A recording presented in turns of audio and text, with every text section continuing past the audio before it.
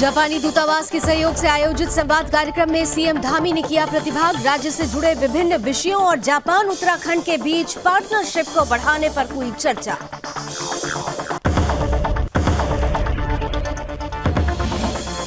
BJP की तरफ से की जा रही एक भारत श्रेष्ठ भारत अभियान की शुरुआत। विभिन्न राज्यों के नागरिकों को एकता अखंडता से जोड़ने के उद्देश्य से अभियान की शुरुआत।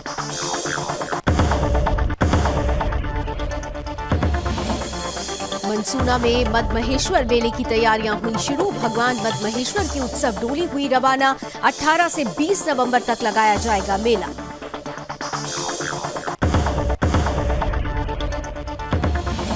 एथलीट मानसी नेगी और सूरज पवार ने सीएम धामी से की मुलाकात। धामी ने दोनों एथलीट को 1-1 लाख रुपए देने की घोषणा। मुख्यमंत्री ने दोनों एथलीट्स के उज्जवल भविष्य की कामना की।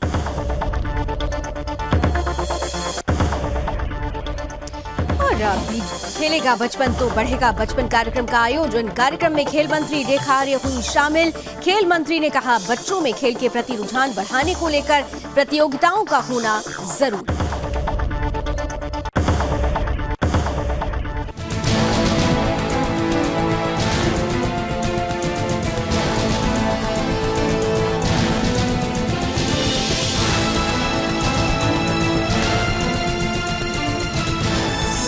आप देख रहे हैं सुदर्शन न्यूज।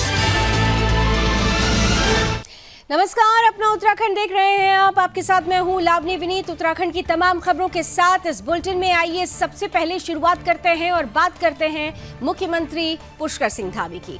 दरअसल मंगलवार को मुख्यमंत्री आवास में जापानी दूतावास के सहयोग से आयोजित संवाद कार्यक्रम में उन्होंने प्रतिभाग लिया। इस अवसर पर राज्य से जुड़े विभिन्न विषयों और जापान उत्तराखंड के बीच पार्टनरशिप को बढ़ाने के लिए चर्चा हुई। इस अवसर पर मुख्यमंत्री ने जापानी प्रतिनिधि मंडल का जापानी भाषा से शुरुआत कर स्वागत भी किया। इस बीच सीएम धामी ने कहा कि उत्तराखंड भूकंप और आपदा की दृष्टि से संवेदनशील राज्य है।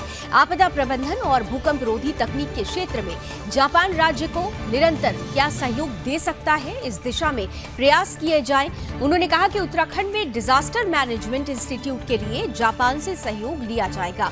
आगे मुख्यमंत्री ने कहा कि उत्तराखंड के पर्यटन, कृषि, हॉर्टिकल्चर के क्षेत्र में अनेक संभावनाएं हैं।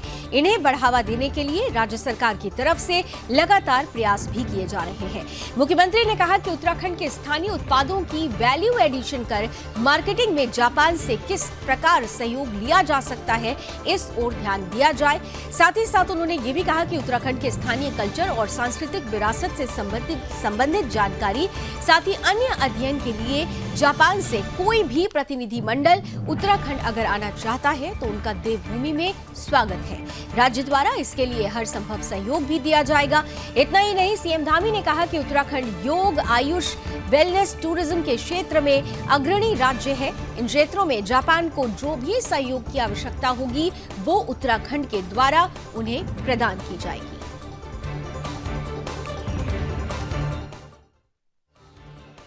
आज जहां हमने इंडस्ट्री के क्षेत्र में, एग्रीकल्चर के क्षेत्र में और Ayush, wellness, food processing, pharmaceuticals, automobiles, इन सभी पर जो एक अच्छा कोलैबोरेशन हो सकता है, उन सब पर हमने जापानी प्रतिनिधि मंडल के साथ बात करी है। इसके साथ साथ हमने जो डिजास्टर मैनेजमेंट है, भूकंप रोधी जो टेक्निक है और हर साल आने वाला हमारे यहाँ पर डिजास्टर है, आपदा है, उसके संबंध में भी ज्वाइंट एक उनकी टेक्निक यहाँ पर किस प्रकार से हमारे लिए कारगर हो सकती है, उस पर भी मैंने कहा है कि हम काम करना चाहते हैं। तो उन्होंने अपनी सहमति दी कि और आगे बढ़ते हैं। उत्तराखंड में बीजेपी की ओर से एक भारत श्रेष्ठ भारत अभियान की शुरुआत की जा रही है, जिसके तहत प्रदेश में निवास करने वाले देश के विभिन्न राज्यों के नागरिकों को एकता अखंडता से जोड़ने के लिए उनके पारंपरिक त्योहारों को प्रदेश में मनाने के लिए इस अभियान को चलाया जाएगा, जिसके लिए भारतीय जनता पार्टी के प्रदेश अध्यक्ष महेंद्र भट्ट ने पूर्व प्रदेश महामंत्री सुरेश भट्ट को संयोजक प्रदेश प्रवक्ता वीरेंद्र बिष्ट और विनय रोहेला को सह संयोजक की जिम्मेदारी दी है। इस संबंध में प्रदेश महामंत्री आदित्य कोठारी ने मीडिया से बातचीत करते हुए कहा कि हमारे प्रदेश में देश के कई राज्यों के लोग निवास करते हैं। उनके उत्साहवर्धन, उनकी संस्कृति और त्योहार को मनाने के लिए, उनको जोड़ने के लिए इस अभियान को चलाया जाएगा, जिससे बाहरी अन्य राज्यों से आए हुए नागरिकों का भी मनोबल बढ़ेगा और प्रदेश की संस्कृति से जुड़ने का अवसर मिलेगा। साथ ही हमारे प्रदेश के लोगों को भी अन्य राज्यों के लोक परंपराओं को सीखने और समझने का अवसर प्राप्त होगा, जिसके लिए प्रदेश भर में इस अभियान को चलाया जाएगा, जिसकी जिम्मेदारी पार्टी ने वरिष्ठ नेताओं को दे रखी है।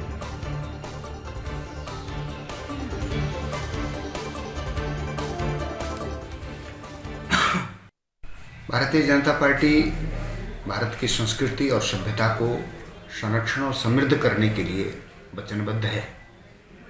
उत्तराखंड भी एक मिनी भारत का स्वरूप है। हमारे उत्तराखंड में देश के विभिन्न हिस्सों से भारतीय संस्कृति और परंपराओं को मानने वाले लोग रहते हैं।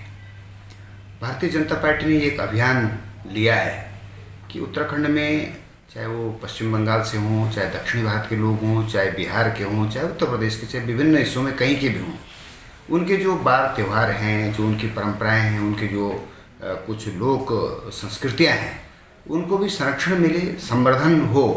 तो यहाँ पर उनके त्योहारों को, उनकी परंपराओं को मनाने का काम भारतीय जनता पार्टी। इधर द्वितीय केदार भगवान मदमहेश्वर की चल रही चल विग्रह उत्सव डोली कैलाश से शीतकालीन गद्दी स्थल ओमकारेश्वर मंदिर ऊखीमठ आगमन के लिए रवाना हो गई है। इसे लेकर विशेष रूप से मनसूना में आगामी 18 नवंबर से 20 नवंबर तक लगने वाले 3 दिवसीय मदमहेश्वर मेले की तैयारियां शुरू हो गई हैं। 3 दिवसीय मदमहेश्वर मेले को भव्य रूप देने के लिए विभिन्न समितियों का गठन करके जिम्मेदारियां भी सौंप दी गई है। 3 दिवसीय मदमहेश्वर मेले के आयोजन को लेकर स्थानीय जनता काफी उत्साहित नजर आ रही है। जानकारी देते हुए ग्रामीणों ने बताया कि 3 दिवसीय मदमहेश्वर मेले में उत्तराखंड के सुप्रसिद्ध और स्थानीय कलाकारों की तरफ से रंगारंग धार्मिक भजनों की प्रस्तुति दी जाएगी। साथ ही भगवान मदमहेश्वर की चल विग्रह उत्सव डोली के शीतकालीन गद्दी स्थल ओमकारेश्वर मंदिर ऊखीमठ आगमन पर मनसूना में लगने वाले 3 दिवसीय मदमहेश्वर मेले को भव्य रूप देने के लिए व्यापक स्तर पर तैयारियां भी शुरू की जा रही है।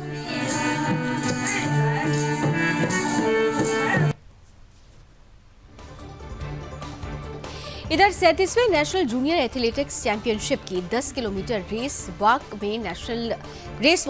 में नेशनल रिकॉर्ड के साथ स्वर्ण पदक जीतने वाली मानसी नेगी और एथलीट सूरज पवार ने उत्तराखंड के सीएम पुष्कर सिंह धामी से मंगलवार को मुख्यमंत्री आवास पर भेंट की। इस दौरान मुख्यमंत्री ने दोनों एथलीट को 1-1 लाख रुपए की धनराशि देने की घोषणा की। साथ ही खेल विभाग की नियमावली के मानकों के अनुसार पदक जीतने वाले पर जो धनराशि उनको दी जाती है, इन दोनों खिलाड़ियों को वो धनराशि भी प्रदान की जाएगी। मुख्यमंत्री ने दोनों एथलीट्स को आगामी खेलों की शुभकामनाएं देते हुए कहा कि आगे भी राज्य सरकार द्वारा ऐसे प्रतिभावान खिलाड़ियों को हर संभव मदद दी जाएगी। मुख्यमंत्री ने दोनों एथलीट के उज्जवल भविष्य की कामना की। इस अवसर पर उप क्रीड़ा अधिकारी और इन दोनों खिलाड़ियों के कोच अनूप बिष्ट और एथलीट मनीष बिष्ट भी उपस्थित रहे।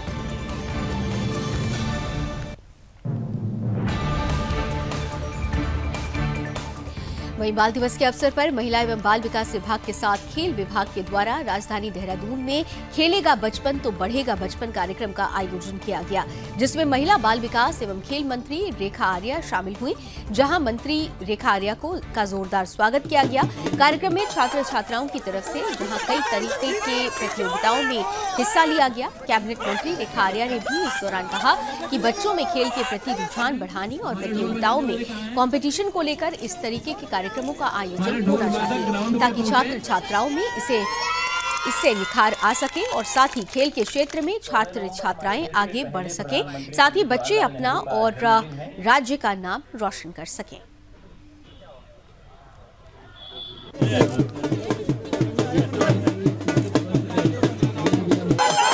देखिए, आज राष्ट्रीय बाल दिवस है और इस बाल दिवस पर मैं सभी बच्चों को बहुत बधाई और शुभकामना देती हूँ।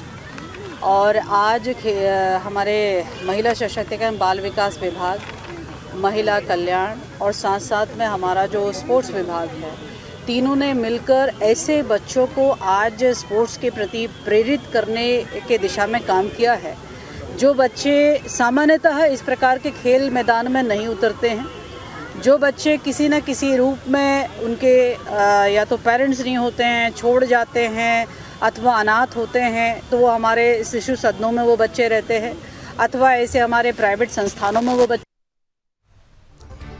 मोहाली की तर्ज पर उत्तराखंड में भी 22 नई टाउनशिप विकसित की जाएगी। ये जानकारी शहरी विकास मंत्री प्रेमचंद अग्रवाल ने मीडिया से साझा की है। मंत्री प्रेमचंद ने कहा कि विभाग ने इसका खाका तैयार कर लिया है और गढ़वाल मंडल में 12 जबकि कुमायूं मंडल में 10 टाउनशिप विकसित की जाएगी। देहरादून जनपद के अंतर्गत 4 नए टाउनशिप बनाने के प्रस्ताव भी सरकार के पास भेज दिए गए हैं। मंत्री प्रेमचंद अग्रवाल ने ये भी कहा कि शहरों के भीतर लगातार बढ़ रहे जनसंख्या दबाव के चलते ये निर्णय लिया जा रहा है। हालांकि अभी इसकी प्रक्रिया शुरू हुई है, अंजाम तक ये कब पहुंच पाएगा ये देखने वाली बात होगी।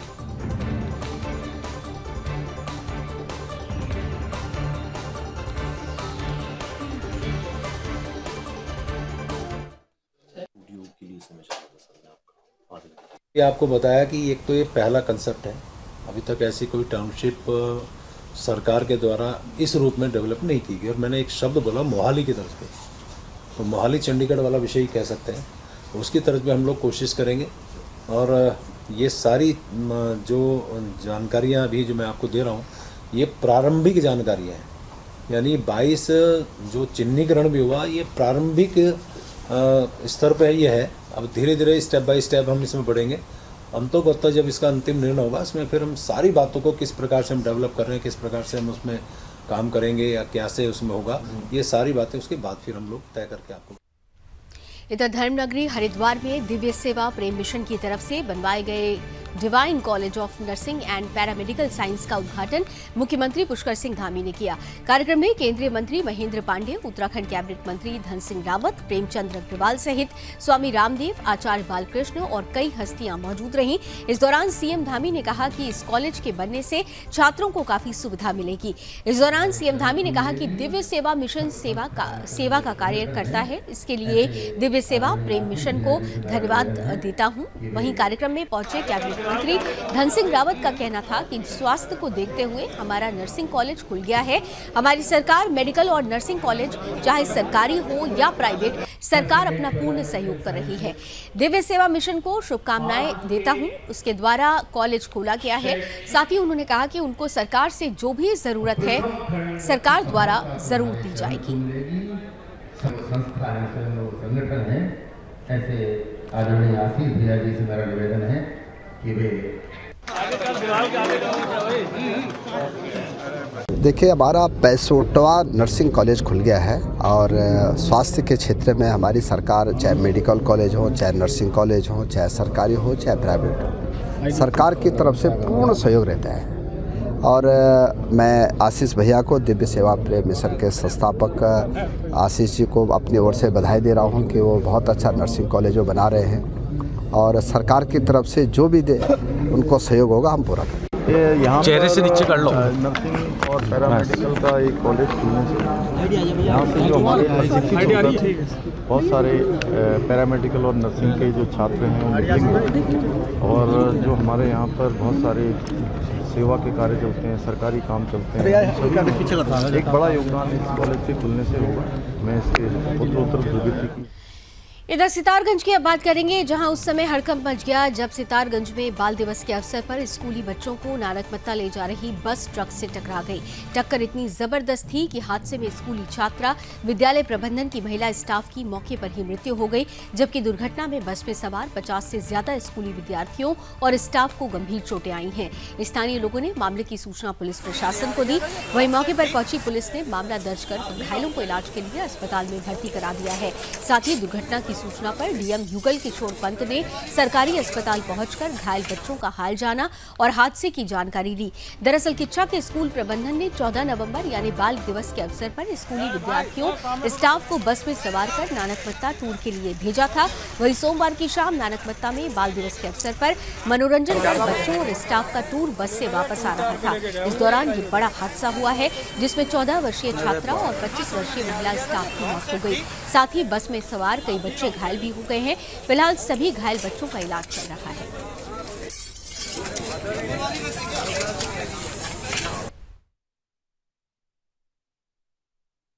ड्राइव कर रहा था और एक एक्सीडेंट हो गया और 2 डेथ्स हो गई। बड़ी दुखद घटना है और हम कोशिश करेंगे इस तरह की जो बसें हैं जो अनफिट हैं वो सड़कों पे नहीं होनी चाहिए और उसके अलावा जो भी घायल हैं उनका इलाज की व्यवस्था हम तत्काल करवा रहे हैं। चलिए। तो सितारगंज से ये दुखद हादसे की खबर है। एक तरफ 14 नवंबर को बाल दिवस कार्यक्रम का आयोजन किया गया था जिसमें स्कूली बच्चों को नानकमत्ता टूर के लिए ले जाया गया था, लेकिन वापस लौटते हुए बस और ट्रक के टकराने की वजह से ये बड़ा हादसा हुआ है जिसमें एक स्कूली छात्रा और एक महिला स्कूल स्टाफ की महिला सदस्य की मौके पर ही घटनास्थल पर ही मृत्यु हो गई। कई बच्चों के घायल होने की भी खबर है। प्रशासन और सरकार की तरफ से इस पर दुख व्यक्त करते हुए जो जितनी जल्दी रेस्क्यू ऑपरेशन लोगों तक पहुंचाने का जो सिलसिला था उसे भी शुरू किया गया। ये दुखद समाचार सितारगंज से है। आइए पौड़ी जिले की बात करते हैं। शिक्षा विभाग पौड़ी के सभागार में मुख्य शिक्षा अधिकारी डॉक्टर आनंद भारद्वाज की अध्यक्षता में जनपद के 15 ब्लॉकों के खंड शिक्षा अधिकारियों और उप शिक्षा अधिकारियों की एक बैठक आयोजित की गई, जिसमें मुख्य शिक्षा अधिकारी डॉक्टर आनंद भारद्वाज की तरफ से विद्यालयों में सरकार द्वारा संचालित योजनाओं की जानकारी ली गई। आयोजित बैठक में विद्यालय में मौजूद रिक्त पदों, पठन पाठन व्यवस्था, परीक्षा परिणामों, समग्र शिक्षा के तहत चलने वाले कार्यक्रमों और जर्जर विद्यालय भवनों की स्थिति को लेकर भी चर्चा की गई। जानकारी देते हुए मुख्य शिक्षा अधिकारी ने बताया कि बैठक में उपस्थित सभी अधिकारियों को मरम्मत कार्य से ठीक होने वाले विद्यालयों को जर्जर भवन की श्रेणी से हटवाने के लिए निर्देशित किया गया है। वहीं आगामी बोर्ड परीक्षाओं के परिणाम बेहतर हों, इसके लिए भी कई अहम दिशा निर्देश दिए गए हैं। तो निर्माण कार्य जितने भगवान जी, पौड़ी जनपद 15 ब्लॉक का एक बड़ा जनपद है। तो जनपद में जो हमारी सरकार के द्वारा योजनाएं लागू की गई हैं वो किस तरीके से संचालित हैं, इसकी समीक्षा करने के लिए प्रतिमाह मासिक बैठक आयोजित की जाती है। तो हमारे सभी खंड शिक्षाधिकारी और उप शिक्षाधिकारियों की एक मासिक बैठक हमने यहाँ पर ली थी। इसमें हमने समीक्षा की कि विद्यालयों में कोई पद रिक्त तो नहीं है, पठन पाठन कैसा चल रहा है, छमाही परीक्षा का रिजल्ट कैसा रहा है, समग्र शिक्षा अभियान के अंतर्गत चलाए जाने वाले जो कार्यक्रम है वो ठीक से चल रहे हैं कि नहीं चल रहे हैं, और विशिष्ट रूप से जो जर्जर भवनों की सूचना हमने पहले ली थी। चंपावत की घटना के बाद बहुत सारे भवनों को जर्जर घोषित करते हुए ब्लॉक शिक्षा अधिकारियों ने हमें सूचना दी थी। इधर भारतीय जनता पार्टी के प्रदेश नेतृत्व ने जिला प्रभारी और जिला सह प्रभारियों की नियुक्ति प्रदेश नेतृत्व में की है। दरअसल 19 जिलों में प्रभारियों और सह प्रभारियों की नियुक्ति की गई है। नैनीताल से कैलाश शर्मा को, काशीपुर जिले से सुरेश भट्ट को जिला प्रभारी बनाया गया है। बीजेपी के प्रदेश अध्यक्ष महेंद्र भट्ट ने सभी प्रभारियों की नियुक्ति की है। आपको बता दें कि प्रभारियों को लेकर लगातार भारतीय जनता पार्टी की तरफ से मंथन हो रहा था। प्रभारी और सह प्रभारियों को लेकर नामों पर भी काफी गहन मंथन किया गया और इसके बाद जिला प्रभारी और जिला सह प्रभारियों की नियुक्ति कर दी गई है। प्रदेश अध्यक्ष द्वारा नामों की लिस्ट भी अब सार्वजनिक कर दी गई है।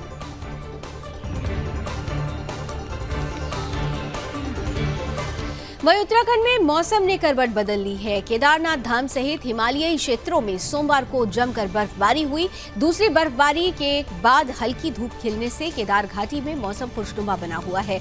उधर सोमवार को केदारनाथ, वासुकीताल, मंडला माई तीर्थ और मदमहेश्वर, पांडव सेरा सहित हिमालयी क्षेत्रों में जमकर बर्फबारी होने से तापमान में भारी गिरावट आई है, जिसका असर मैदानी इलाकों में भी शुरू हो चुका है। वहीं मंगलवार को मौसम के मिजाज बदलने और हल्की धूप खिलने की वजह से खुशनुमा माहौल बना हुआ है, जिसका पर्यटक जमकर लुत्फ उठा रहे हैं।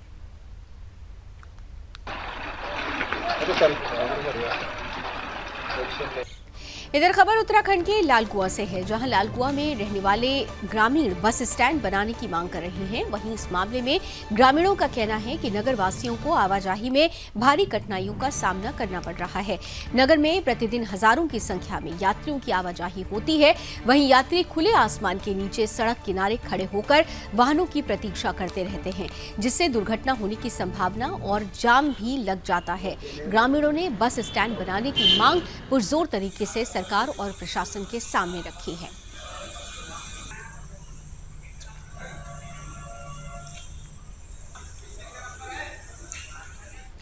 मसूरी की अब बात करेंगे, जहां देहरादून मार्ग पर सड़क किनारे हो रखे अतिक्रमण और अवैध निर्माण को चिन्हित करने को लेकर लोगों में आक्रोश देखने को मिला है।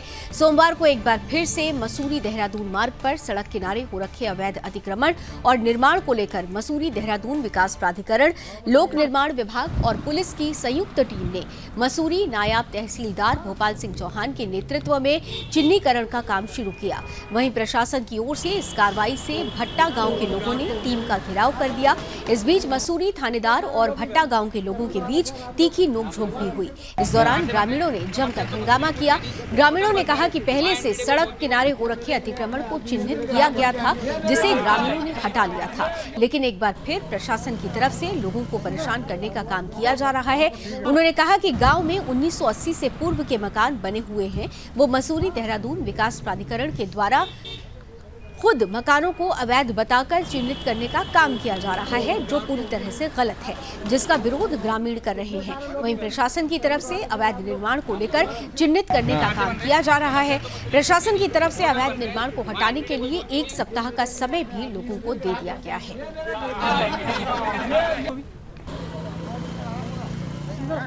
हमारी टीम में जो है, हमारी टीम नगर पालिका, पीडब्ल्यूडी, एनएच, वन विभाग, राजस्व विभाग, एमडीडी आज ये भट्टा फॉल से और उधर मुसल जो तक हम चिन्हित करते हुए आए हैं। पीडब्ल्यूडी द्वारा जो पीडब्ल्यूडी के रोड पे जो अतिक्रमण है वो करीब आज 22 अतिक्रमण कार्य को चिन्हित किया है और पीडब्ल्यूडी द्वारा उनको जो है नोटिस दिए जा रहे हैं कि स्वयं इसको हटा दें, न हटाने की स्थिति पर कार्रवाई की जाए।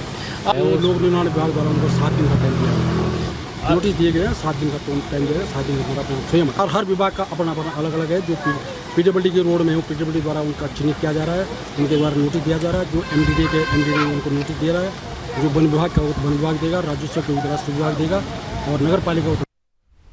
इधर पहाड़ों की रानी मसूरी में भी मौसम ने करवट बदल ली है। मसूरी में हल्की बारिश हुई है, वहीं बारिश होने से तापमान में गिरावट दर्ज की गई है।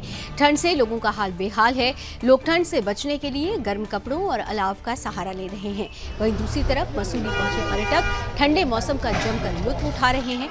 दरअसल इस बार पहाड़ों में बरसात के मौसम में काफी बारिश हुई है। इससे अनुमान लगाया जा रहा है कि इस बार मसूरी और आसपास के क्षेत्र में बर्फबारी जल्द होगी। वहीं मौसम विभाग की तरफ से पहले ही 17 और 18 नवंबर को उत्तराखंड के पहाड़ी क्षेत्रों में भारी बारिश और बर्फबारी का अनुमान जताया गया, जिसके बाद जिला प्रशासन भी अलर्ट मोड पर है। साथ ही सभी संबंधित विभागों के अधिकारियों को अलर्ट मोड पर रहने के निर्देश दिए गए हैं, जिससे लोगों को बारिश और बर्फबारी में किसी प्रकार की दिक्कत न हो।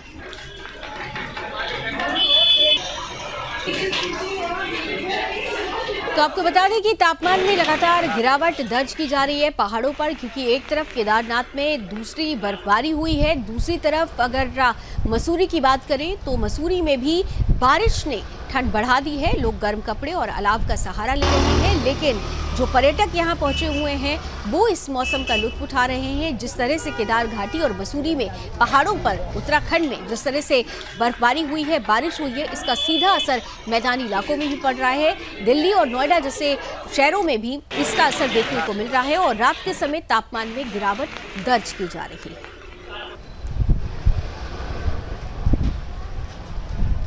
आइए अब आपको लिए चलते हैं रामनगर, जहां विश्व प्रसिद्ध कॉर्बेट नेशनल पार्क का ढिकाला जोन मंगलवार को पर्यटकों के भ्रमण के लिए खोल दिया गया है।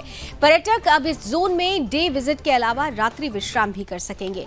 मंगलवार को स्थानीय विधायक दीवान सिंह बिष्ट ने रिबन काटकर हरी झंडी दिखाते हुए भ्रमण पर आए पर्यटकों के लिए कैंटर वाहन को हरी झंडी दिखाकर रवाना किया। दरअसल बरसात के दौरान 15 जून को हर साल ढिकाला जोन बंद कर दिया जाता है और 15 नवंबर को इसे खोल दिया जाता है। पार्क निदेशक डॉक्टर धीरज पांडे ने जानकारी देते हुए बताया कि पार्क प्रशासन की तरफ से सभी तैयारियां पूरी करने के बाद इसे खोल दिया गया है। उन्होंने बताया कि आज पहले दिन कैंटर और जिप्सी वाहनों में पर्यटक इस जोन के भ्रमण के लिए रवाना हुए हैं। उन्होंने बताया कि पर्यटकों की सुविधा को ध्यान में रखते हुए वन्य जीवों की सुरक्षा को लेकर भी कर्मचारियों को विशेष निर्देश दिए गए हैं। उन्होंने बताया कि पार्क के नियमों का उल्लंघन करने वालों के खिलाफ कार्रवाई की जाएगी। वहीं कार्बेट नेशनल पार्क में हर साल भारी संख्या में देसी और विदेशी पर्यटक भ्रमण के लिए आते हैं। वहीं आज पहले दिन भ्रमण पर रवाना हुए पर्यटक काफी उत्साहित दिखे। वहीं भ्रमण के दौरान कई पर्यटकों ने पार्क के प्राकृतिक सौंदर्य का आनंद लेने के साथ ही विभिन्न प्रकार के वन्य जीवों का दर्शन भी किया।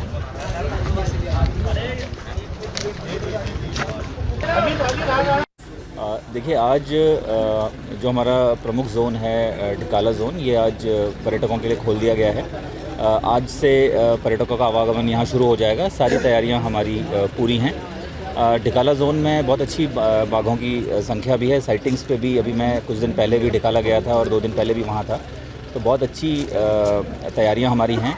इसके साथ साथ जो बुकिंग्स की बात है, वो सभी बुकिंग्स हमारी फुल हो चुकी हैं। अभी 4 कैंटर्स सवेरे जो हैं ये सफारी में जाएंगे।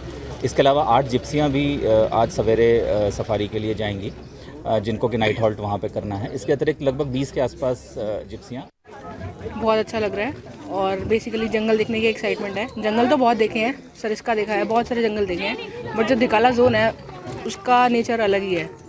वो अपने आप में भी उसकी फ्लोरा फौना भी अलग है और टाइगर देखने की एक्साइटमेंट तो बेसिकली है ही, पर उसके अलावा भी नेचर जो है वो देखने की खुशी अलग ही है। इधर उत्तराखंड के पौड़ी में उस समय हड़कंप मच गया जब पौड़ी में सोमवार देर रात दर्दनाक हादसा हुआ। पाबो के ग्राम थापली में एक लकड़ी और पठार के बने मकान में अचानक आग लग गई। आग की लपेट इतनी जबरदस्त थी कि देखते ही देखते आग चारों तरफ फैल गई। इस दौरान हादसे में अंदर सो रहे बुजुर्ग दंपत्ति की मृत्यु हो गई, जिसके बाद स्थानीय लोगों ने मामले की सूचना पुलिस प्रशासन और फायर ब्रिगेड को दी। इसके बाद मौके पर पहुंची फायर ब्रिगेड ने कड़ी मशक्कत के बाद आग पर काबू पाया। फिलहाल मामले को दर्ज कर लिया गया है, लेकिन आग कैसे लगी, किन कारणों से लगी, इसका पता अभी तक नहीं चल सका है। पुलिस मामले की जांच में जुटी हुई है।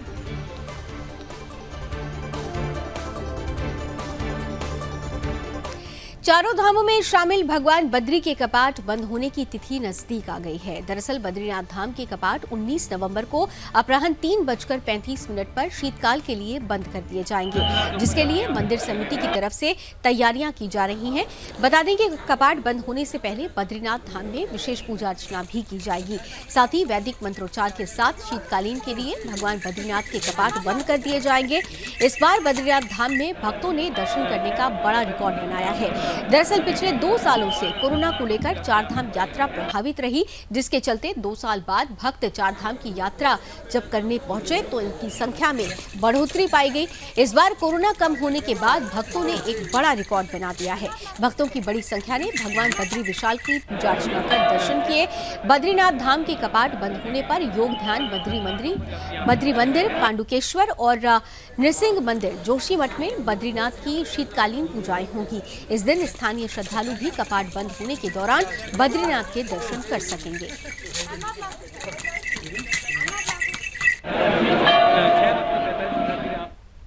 और चलिए इसी के साथ अपना उत्तराखंड में अभी बस इतना ही, लेकिन देश और दुनिया की तमाम खबरों के लिए आप जुड़े रहिए सुदर्शन न्यूज के साथ। जय हिंद।